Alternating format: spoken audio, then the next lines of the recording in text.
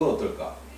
개방적 시장 경제이지만 재벌의 장악한 이권 경제 크고 관료와 공공 부분이 이권이 누적되고 있고 간접민주제가 취약하고 부정부패 심각하고 빈부격차 심각하고 복지 취약해서 지금 본격적으로 망하는 때가 왔는데 이제 그 비용이 엄청난 거죠. 비용이 갈등 지수가 이렇게 되는데 약 한 200조 원 정도를 갈등 비용으로 쓰고 있다고 봐요. 그래서 이 갈등만 줄여도 200조 원, 약 14% GDP가 증가하는데, 그래서 이제 우리나라가 지금 전 세계적인 상황이 민주화 이후에 한 3,000불 수준에서 지금 3만 불까지, 올해 3만 불이 들어갑니다.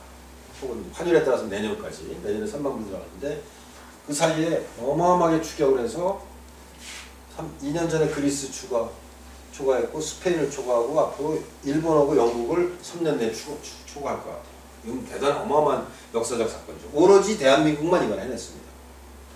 근데 보면은 여기서 스위스가 굉장히 좀 잘하고 있고요. 꾸준히. 그 다음에 호주가 대단한 약진을 보였죠. 지난 10년 사이에 이 밑에서 거의 이 바닥 근처에 있었잖아요. 호주가 딱 이동으로 올라간 겁니다. 이 호주를 주목하라고 그래서 말씀드린 거고요. 미국 잘하고 있고 독일 잘하고 있고 네덜란드 잘하고 있죠. 그 다음에 영국 제법 잘하는데 일본이 지금 이태리는 이미 추가했고 일본은 우리가 곧 추월할 겁니다. 그거는 우리가 자랑스럽게 느껴도 되는데, 그래서 이제 그걸 추월하고 나서 계속 올라가려면 어떻게 할 것인가가 이제 중요한 거죠. 그래서 우리가 너무 그렇게 비관만 할 것이 없는데 지금 3만 불이고 우리가 34%만 올라가면 4만 불이 됩니다.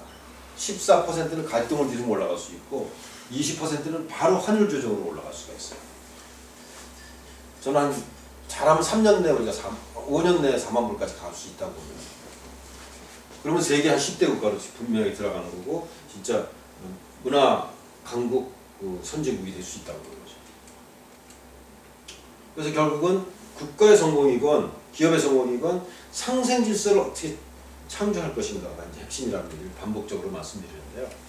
그래서 이제 우리 정치경제예술 아카데미라고 이름을 졌는데, 그래서 제가 아직까지 설명드린 이론들이 굉장히 독창적인 겁니다. 그리고 이 틀이 다 서로 연결되어 있잖아요. 그죠? 상호 연결되어 있잖아요. 그걸 이제 복잡계로 연결되어 있는 겁니다. 컴플렉스 시스템으로. 그래서 이걸 도대체 어서 오세요. 아이고 수고하셨습니다. 아이고 수고하셨습니다. 아이고 수고했네. 떡 아주 맛있게 먹었고요. 네. 최고의. 네, 백이성 씨 진짜 고생하셨네. 이동학 씨가 3등 했다면서. 예. 어우, 수고하셨고. 우리 현 선생 아마 운전하실 것 같아요. 수고하셨습니다. 제가 아직까지는 1강에서 10강까지 요약했어요. 근데 딱 요약 끝나니까 들어요. 이제부터 이제 본격적으로 할 겁니다. 지금 몇 시죠? 지금 9시. 10분 전 10시. 몇 시까지 하려고 했죠? 10시. 아 그래? 10분 짜는데? 쉬어요. 괜찮아요. 오늘 뭐 시간 정해서 알았어, 조금 더 하겠습니다. 밤을 샌들었대요. 우리가 이 시간이 언제 와요? 사실 배우는데 그렇잖아요. 이 귀한 시간에 한 30분 정도 잠들 되는데? 자도 되는 거 뭐 그거. 그래서 우리가 에카스 정치경제예술 아카데미인데 과연 우리가 아직까지 배운 이 모델을 어떻게 응용할 수 있을까? 그 얘기를 지금부터 좀 하겠습니다. 첫 번째, 정치에 응용할 수 있을까? 있습니다. 그죠? 예를 들면 지금 우리 정치 현상을 저는 이렇게 봐요. 새누리당은 상위 1% 지원 G2를 위한 정책들만 과거 몇십 년간 해왔습니다.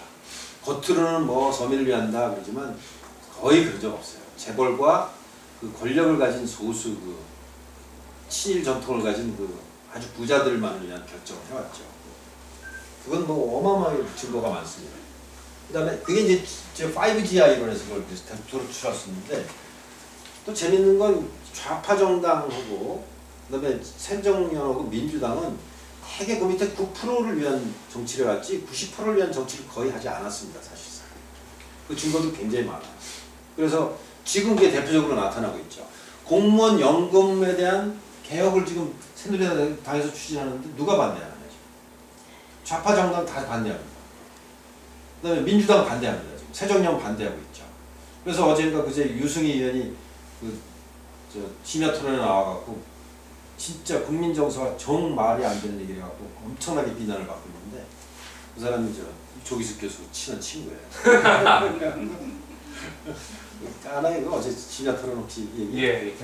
너무나 황당한 얘기를 하는 거예요. 나와갖고 공무원들이 그렇게 열심히 일했는데 뭐 죽을 때까지 그래도 300만 원은 줘야 되지 않느냐. 근데 비정규직하고 진짜 중소기업에 있던 사람이 좀 짜증 우라통이 터지는 거죠.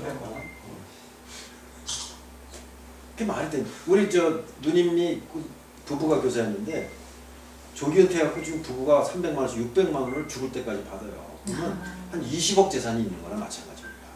국민의 예산을 국민의 그 세금을 걷어갖고 그런 사람들한테 지나친 특혜를 주는 건 조정해야 된다. 국가가 거의 매년 5조 10조씩 세금을 걷어서 소수 공무원들한테 주는 게 이게 합당하냐. 그걸 조정하지 않으면 잘못하면 우리 국가 재정이 파탄나고 그러면 결국 공무원한테 월급 못 주는 사태가 올지 모르니까 지금 해야 된다. 그 얘기를 대통령부터 새누리당 하는데 반대하잖아요. 왜 그럴까? 그 사람들이 바로 그 전교조, 민주노총, 그다음에 고임금 노동자, 대학 교수, 그다음에 또 변호사 이런 사람들을 비호하는 집단이지 G3지 G4와 G5를 비호하는 집단이 전혀 아니라는 겁니다. 그래서 제가 이제 그런 관점으로 이제 설명하니까 이렇게 썼죠. 그랬더니 지금 새로운 정당을 움직이는 사람들이 많이 있어요. 지금. 왜냐하면 지금 사태가 국가가 위기로 보이는데 세월호 사태 이후에 진짜 심각한데 새누리당과 민주당이 문제 해결을 못한다. 그동안의 일부는 좌파에 기대를 했는데 좌파도 지금 못한다. 그래서 진정으로 지금 나라를 개혁해야 되겠다는 사람들 굉장히 많습니다. 무릎이 한 5개가 지금 대한 새로운 정당을 만든다고 그러는데 그 사람들이 제 이론을 지금 채택하고 있어요. 5GI 이론을 채택하니까 설명이 잘 된다는 거예요. 그래갖고 대표적인 이론이 이겁니다. 좌우 프레임 갖고 도대체 이 세상을 설명할 수가 없다. 도대체 새누리당도 우가 아닌 것 같고 우라는 것은 기본적으로 보수 주제는 시장 경제와 법을 중요하게 생각하는 거거든요. 이 사람들이 시장 경제도 안 하고 법도 안 해요. 그 좌파는 기본적으로 평등을 주장해야 되는데 이 사람들이 결코 평등하지 않습니다. 심지어 적극적파는 주사파까지도 있고. 그래서 중도로 가자 이렇게 얘기했는데 중도는 뭔가 좀 애매해서 정치 세계에서 중도가 집권한 사례가 거의 없습니다. 역사상. 그래서 제가 제 이론을 쓰면 어떻게 되냐면 좌우 갖고 지금 떠들지 말고 우리 잘못하면 정복 논쟁이니 무슨 친일이 복잡하게 되니 과거 논쟁 박정희가 어땠느니 이런 논쟁이 되니 상하로 하자. 지금 기존 정치권들이 위에 90%만을 위한 일을 하다 보니까 나라가 망해가고 있으니 밑에 90%한테도 90% 국민한테 주권을 주자. 제대로 된 민주주의를 하자. 대한민국 헌법 1조에 나와 있는 국민이 대한민국의 주권을 갖고 있다라는 원칙을 관철하자. 그 얘기를 지금 제가 이제 주장하고 있었던 거고 그거를 채택하니까 그럴듯하네. 좌우 갖고 굉장히 헷갈렸는데 아래 위로 얘기하니까 설명도 잘 되고 국민들한테 희망을 주는 겁니다. 그동안 박근혜를 찍었는데 지난번 선거에 보면 노인들, 가정주부들, 못 사는 사람들이 많이 찍었어요. 학력이 낮은 사람들이. 그래갖고 좌파에서 뭐라 그러냐면은 계급 배반 투표했다 이렇게 주장을 했습니다. 저 사람들이 왜 계급 배반 투표를 했을까? 저는 그렇게 얘기를 안 했어요. 그 계급 배반 투표를 한 게 아니라 너희들 민주당, 너희들 좌파들이 그 사람들을 배반하는 거다. 실제로. 왜냐? 1987년 전까지는 상위 1%만 착출했어요. 어떻게 보면. 크랩토크라시를 한 거죠. 전두환과 박정희 축구連그러니까 99%가 비교적 평등하게 못 살았습니다. 근데 87년도 이후에 이권 집단이 엄청나게 많아지면서 전교조와 공무원과 민주노총이 막 가져가면서 9%한테 엄청난 이익이 가져간 통계를 아까 드렸잖아요. 그러니까 밑에가 10%한테 착취당하는 겁니다. 밑에 90%가. 그러니까 엄청나게 못 살게 된 거죠. 그러면 너희들 민주당이 진짜 제대로 된 민주주의를 한 게 아니라 너희들 소수 9%를 위해서 그 권력을 행사했기 때문에 이권 집단이 부족해서 이제는 너희들은 그 중에서 가장 피해 보게 누구냐? 못 배운 사람들, 나이 든 사람들, 그다음에 가정주부라는 거죠. 그래서 그 사람들이 보기에는 전두환 때 박정희 때 더 잘 살았다 이거예요. 그러니까 당연히 박근혜를 찍지. 무슨 소리냐 너희들이 그 사람들 무식해서 민주당 안 찍었다고 하는 건 진짜 언어도단이다. 즉 그런 얘기를 할 수 있는 거잖아요. 그래서 이게 딱 이런 체계가 딱 맞습니다. 그래서 앞으로 많은 정치 그룹들이 제 이론을 이용해서 집권 정당을 만들겠다고 하고 있는 거죠. 그래서 저도 좀 도와주고 있습니다.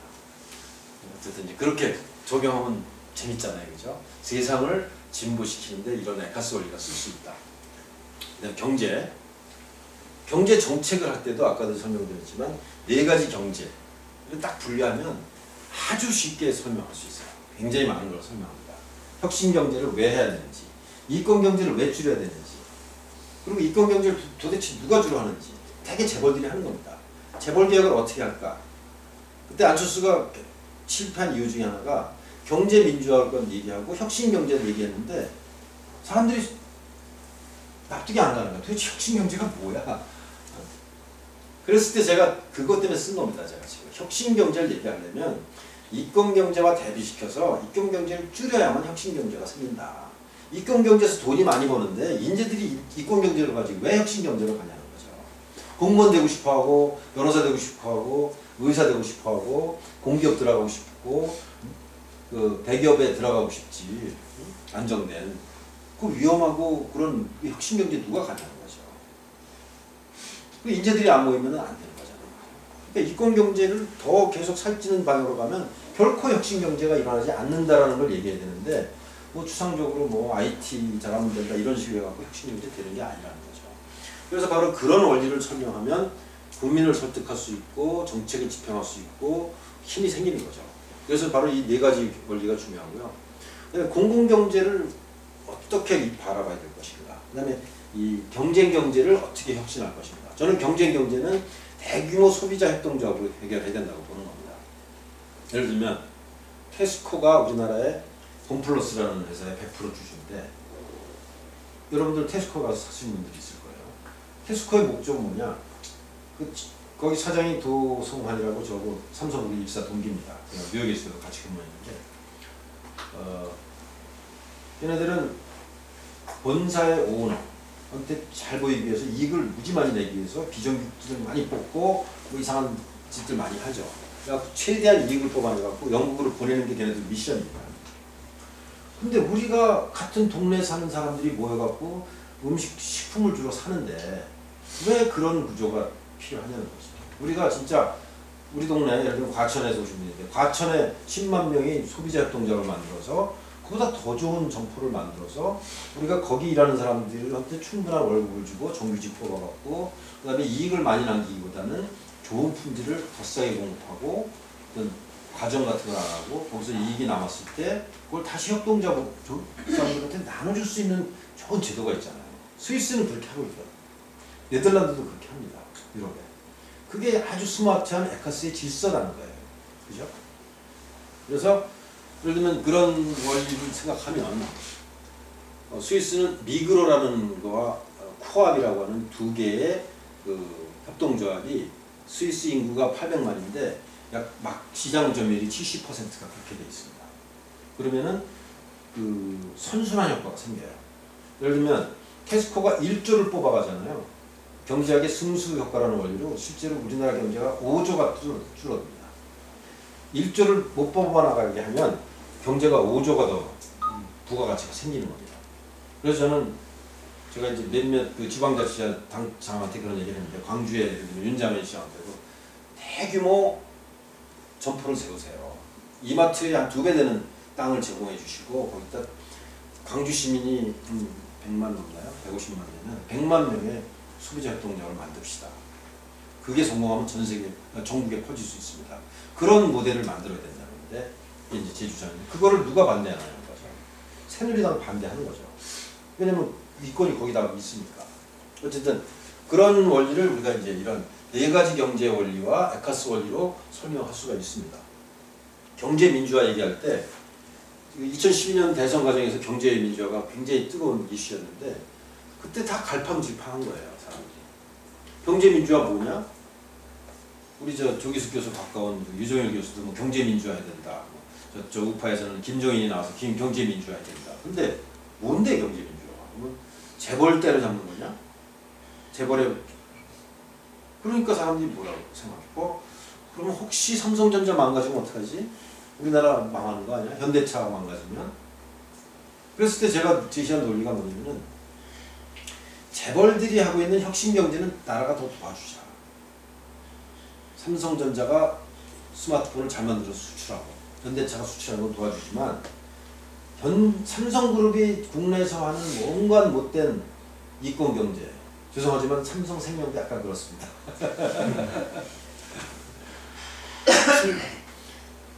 진짜 못된 거 많이 하죠.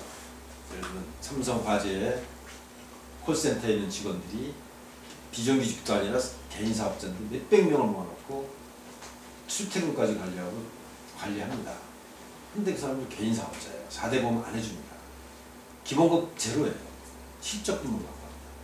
진짜 악랄한 방법으로 비정규직을 양산하고 있는 걸 삼성그룹이 하고 있는 거예요. 10조가 넘는 회사가 그 삼성화재, 생명은 제가 정확히 모르겠습니다. 언급 안 하겠습니다. 어쨌든 그 뭐 보험회사의 그 담합이나 생명표 조작 같은 것도 제가 알긴 하지만 제가 거기까지 말씀 안 드리겠고, 어쨌든 내수경제, 이권경제에 굉장히 많습니다. 다 재벌들이 하는 거예요. 그런 거를 진짜 제대로 된 시장경제를 함으로써 통제를 하면 하자. 그러면 재벌들이 현재하고 있는 혁신경제는 더 세게 밀어주겠다. 그렇게 디바이드된 룰을 하자는 거죠. 그게 제가 제시한 경제민주의 방법이었어요. 그러면 될 것 같지 않으세요? 그죠? 그런 식으로 이 경제를 4개로 나누니까 이게 문제가 눈에 딱 보인다는 거죠. 그래서 경제라고.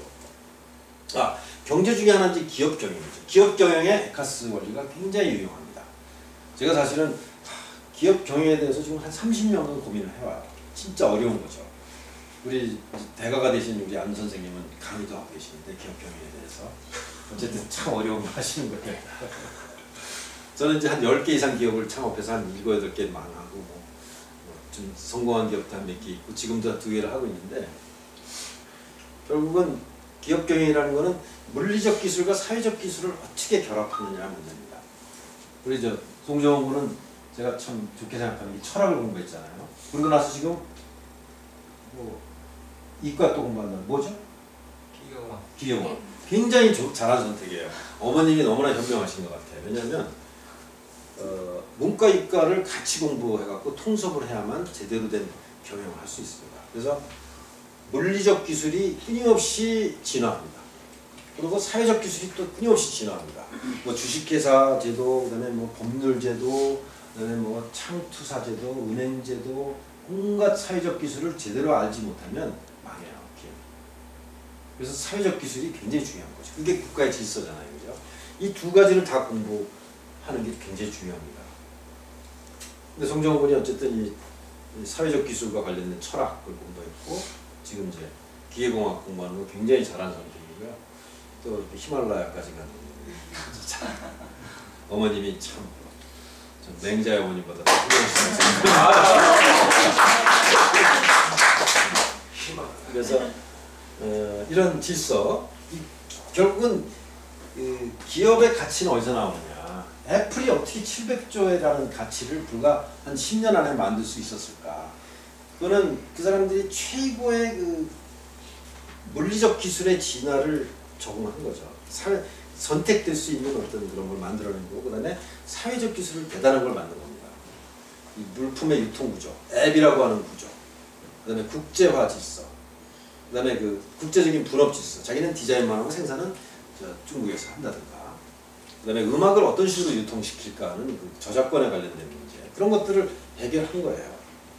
그래서 그런 거를 해결함으로써 바로 그런 그 성과를 냈는데, 결국은 그 기업 내의 질서가 만들어내는 겁니다. 그 애플이라고 하는 조직의 사람들 간의 커뮤니케이션, 의사결정 구조, 그 사람들을 뽑는 방법, 여기에서 바로 그런 의사결정이 나오는 것이고, 그래서 제가 질서 가치라는 얘기를 자꾸 하는 거죠. 삼성이 왜 안 되냐? 소프트웨어 전문가가 삼성은 10만 명이 하고 있고 애플은 몇천 명이 하고 있는데 삼성은 지금 점점 죽을 수도 있고. 그게 바로 삼성그룹의 질서에 문제가 있는 거예요. 너무 위계적인 질서, 아래위 질서. 그 다음에 창의력을 북돋지 못하는 질서. 근무시간 하루에 15시간을 강요하는 질서. 이게 바보 같은 거죠. 지금은 살아계신지 돌아가신지 모르지만 그 질서가 생긴 가장 문제점이 뭐냐면 1991년도에 런던에 오셔갖고 갑자기 저도 그때 런던에 있었거든요. 삼성그룹 직원 쭉 모았더니 이건희 회장께서 뭐 한 2시간은 막 얘기하시더라고요. 3시간을. 다 녹음했는데 그 중에 뭐라고 그랬냐면 야 이제 앞으로 모든 삼성그룹 사람들 7시에 출근시켜 4시에 퇴근시켜 이렇게 얘기해요. 그때는 혁신적이었죠. 7시에 오면 일단 출근도 안 막히고 그 다음에 마누라와 자식 빼고 다 바꿔 이렇게 얘기합니다. 근데 결과가 어떻게 됐냐? 7시 그때는 8시까지 출근해갖고 밤 10시까지 일했거든요. 저도 밤 10시까지 항상 일했죠. 근데 7시에 출근해갖고 계속 밤 10시까지 일하는 거예요. 삼성이 그러니까 우리나라 대기업 다 그렇게 하는 겁니다. 하루에 15시간 일하는 문화가 바뀌질 않으면 행복할 수 없어요. 창의력 안 나옵니다. 기업 내 좋은 짓은 절대로 안 생겨요. 어쨌든 그래서 저는 이름은 삼성, 애증의 삼성, 이 삼성이 망해야 이 대한민국이 산다는 생각까지 합니다. 우리나라 경제의 가장 큰 문제, 우리나라 국민들이 가장 불행한 이유는 너무 취업을 늦기 시작해요. 저 미국, 영국에 보면 걔네들은 딱 고등학교 졸업하면 다 집에서 나갑니다. 다 독립해요. 거의 95% 이상이. 아주 잘 사는 집 말고는 다 독립합니다. 그러니까 부모들이 노후 생활을 할 수 있어요. 근데 우리나라 애들은 27세, 8세, 30세까지 독립 안 하잖아. 어떤 아가씨들은 39세가 돼도 독립을 안 해요. 한가르적이라고 있어요. 그러니까 부모님들이 힘들어요. 노후 준비를 할 수가 없어요.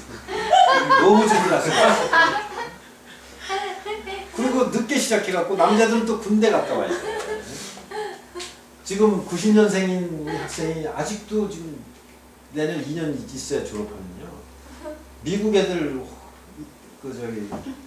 내 젊은 애들 자주 만나는 거야. 아들 친구 자주 만나는데 걔네들은 벌써 한 89년생이면요. 세상의 이치를 꿰뚫습니다. 7, 8년 일을 했어야 됩니다.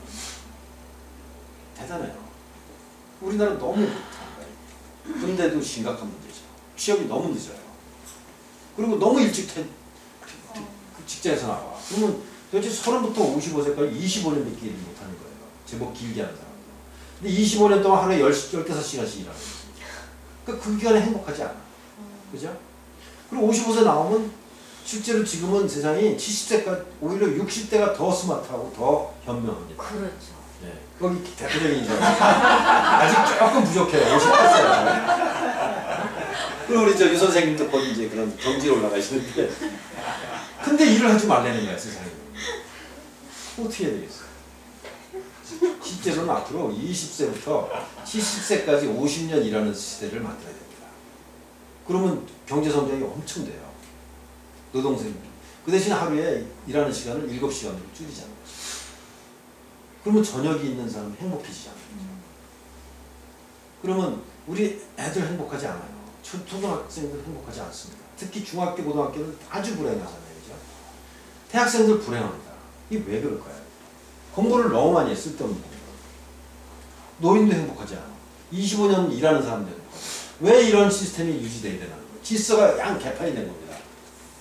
그게 이 정지역에 하면 된다는 정신, 이것도 문제되는 거예요. 이건희가 그 옛날에는 작동했어요. 그걸 딱 90년 전까지 끝내고 이제 새로운 파라다임을 만들었는데 그걸 우리나라가 못한 겁니다. 그래서 이 에카스 원리를 이제 그런 거 해결해야 되는 거죠. 네. 그래서 이 어떤 질서를 만들 것인가. 그래서 결국은 예를 들면 이제 예술도 에카스 원리 얘기해야 되잖아요, 그죠?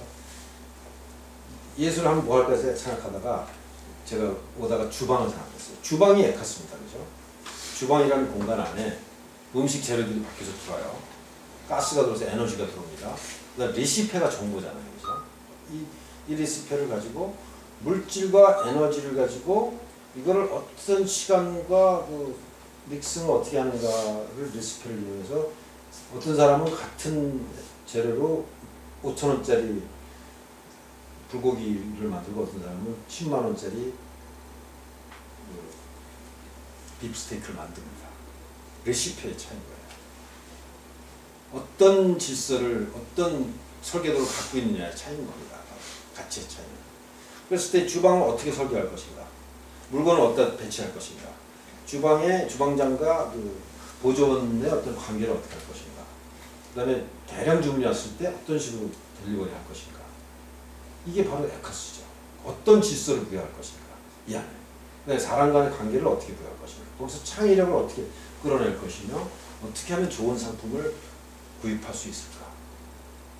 그래서 거기서 예술 같은 음식물이 나오는 겁니다. 그죠? 예술은 맞죠? 그 다음에 이제 영화나 발레. 훌륭한 영화는 뭐예요?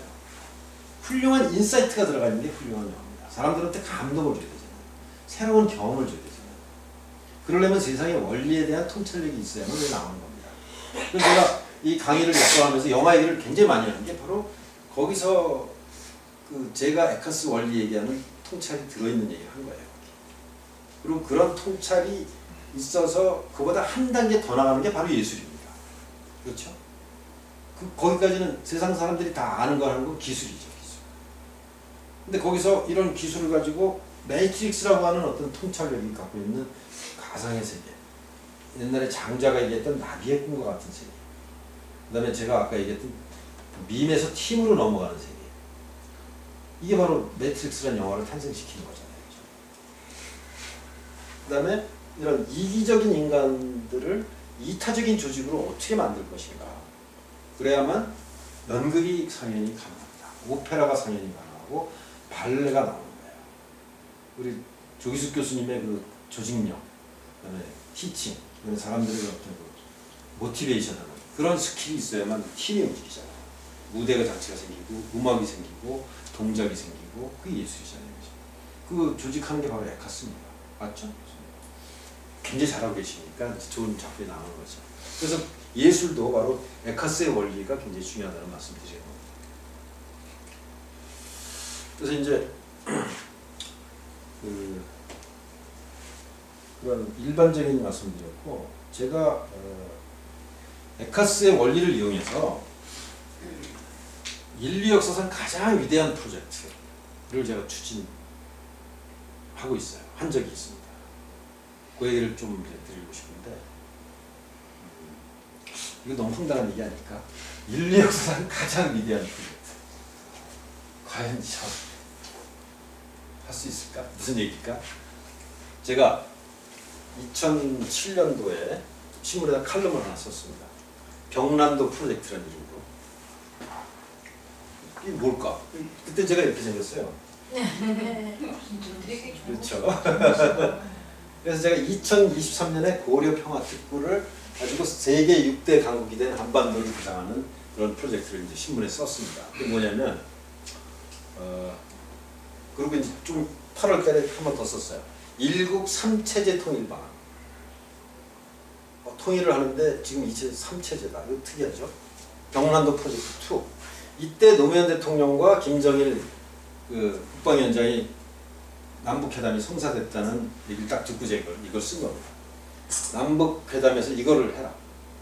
그래서 제가 이해찬 총리, 안희정 지금 도지사 만나서 이걸 다 설명을 했어요.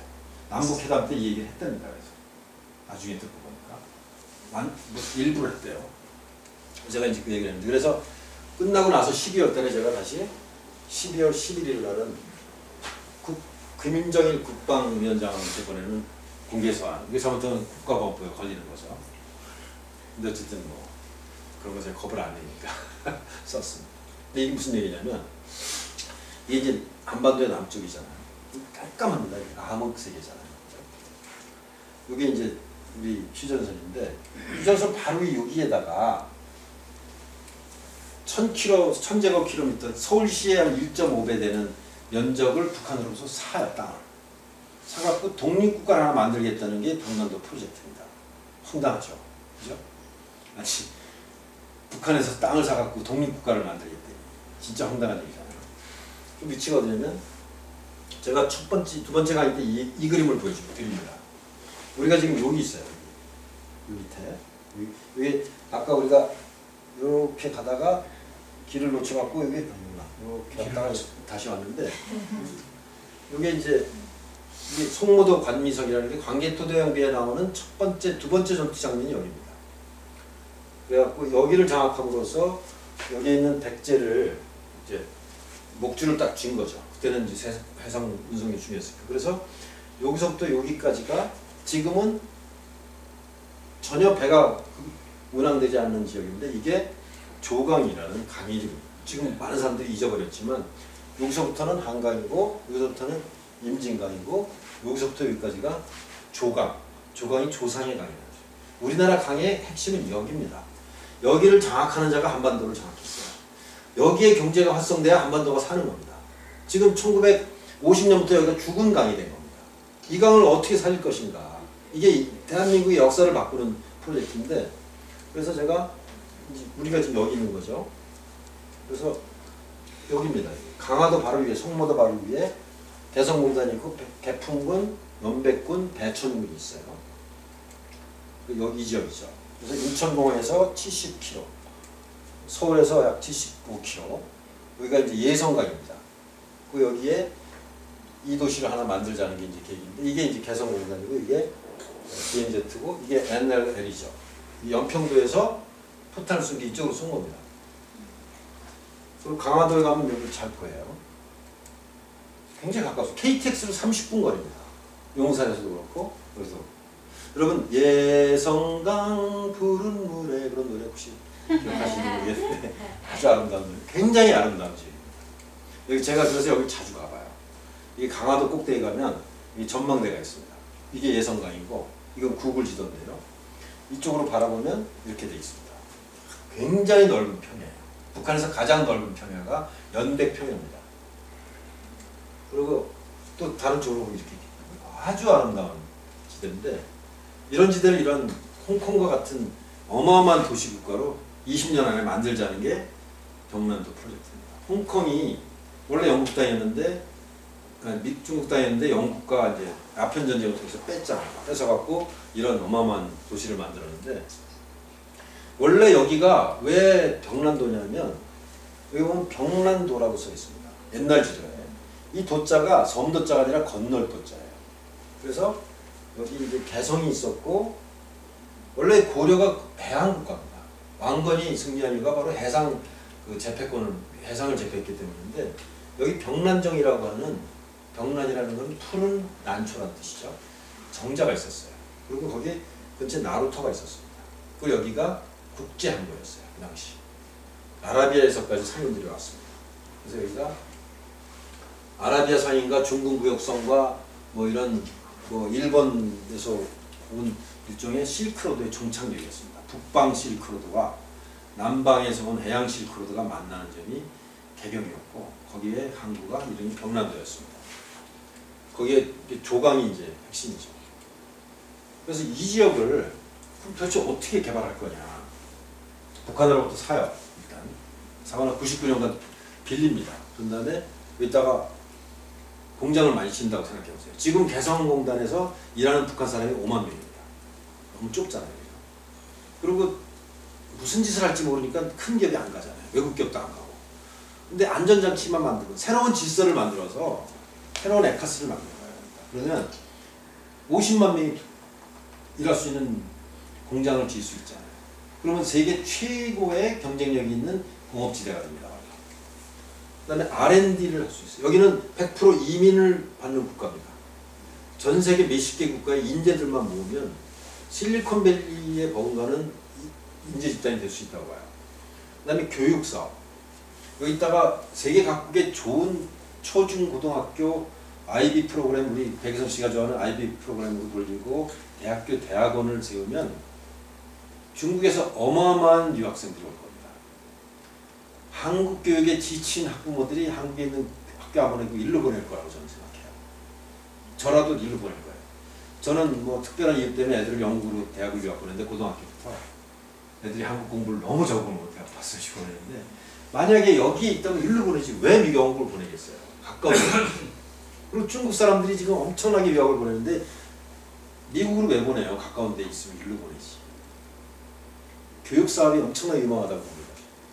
그다음에 문화관광 아주 유망하죠. 무역금융. 그러니까 이게 산업적으로 굉장히 유망하고요. 그러면 도대체 국가를 새로 설립하는 건데 유사일이 없던 일이거든요. 인류 역사상 거의. 어떻게 하려고 그러냐. 이제 제가 메카스를 생각하는 겁니다. 질서를 부여하자. 일단 법률이 있어야 되잖아요. 법률은 대륙식 성목도로 하자. 되게 캐나다식이 좋습니다. 그다음에 정치는 스위스식 민주주의 하자. 예를 들면 군사력은 영세 중립국으로 하자. 교육은 핀란드식으로 하자. 그다음에 의료 체계는 영국식으로 하자. 예를 들면 복지 체계는 독일식으로 하자. 뭐 이런 겁니다. 주택 정책은 싱가포르식으로 하자. 이건 뭐냐면 이 세상에 존재하는 가장 아름답고 좋은 제도들을 질서를 모아서 하나로 묶어보자. 그럼 세계 최강의 국가가 되는 겁니다. 결국은 에카스라는 건 질서잖아요. 어떤 질서를 국가 내에서 부여하느냐 문제니까 그런 거 하면 설계할 수 있는 거죠. 근데 이제 제가 이걸 2007년부터 시작했는데 2008년도에 어떤 미국의 유명한 교수가 시작했어요. 저보다 1년 늦었죠. 이분은 제가 창시자입니다. 이 사람이 폴 로머라는 유명한 교수인데 저것도 나이가 같아요. 1955년생입니다. 이 사람이 이제 차터시티라는 걸 시작하는데 그 사람은 뭘 하냐면 혼두라스에다가 이런 나라를 만들어요.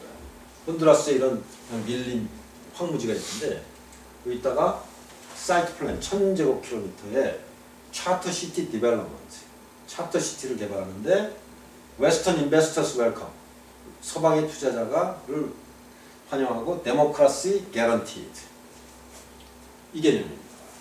서방의 투자자 여기 민주제도를 정착시킬 테니 투자해라. 국가를 세우겠다. 차터시티라는 게 차트라는 게 이게 뭐냐면 그 법률 조항이라는 뜻입니다. 우리 고등학교 때 마그나 카르타라고 들어갔죠. 한국에. 마그나는 그랜드라는 뜻이고 카르타는 차터라는 뜻입니다. 법률 조항을 새로 만든 그래갖고 만든 도시 혹은 국가를 차터시티라고 하는 거예요. 그래서 그런 개념을 만들어갖고 이 사람이 전 세계를 다니면서 이제 프로모션을 합니다. 온두라스가 문제가 뭐냐면 인구가 600만인 나라인데 매년 몇만 명씩 인재들이 미국으로 도망가요. 그러니까 나라가 발전이 안 되는 거야. 그래서 이제 거기 정치인들이나 지도자들이 생각해낸 아이디어가 그럼 차라리 온두라스에 노는 땅 많으니 그 땅에다가 미국과 같은 시스템을 만들자. 그래갖고 폴 로머 교수하고 상의하다가 그 아이디어가 나와서 이 프로젝트를 한 겁니다. 그래갖고 2008년도에 시작해갖고 2009년도에 국회에서 거의 만장일치로 통과시켜요. 이 법을. 국토의 일부를 국권을 포기하는 계약이니까 심각한 겁니다. 그래갖고 이제 차터시티를 사람이 이제 개발을 해갖고 전 세계를 다니면서 투자자들을 모으기 시작합니다. 폴 로머 교수가. 그래갖고 그때 테드에 이제 강연을 많이 했어요, 이 사람. 그 중에 하나의 슬라이드인데 홍콩이 비슷한 거다 이렇게 얘기하는 겁니다. 그리고 홍콩이 있었기 때문에 그 옆에 신천이 엄마 세계 공장이 됐고, 그래서 거기에 성공해 그 자극받은 그 중국 사람들이 이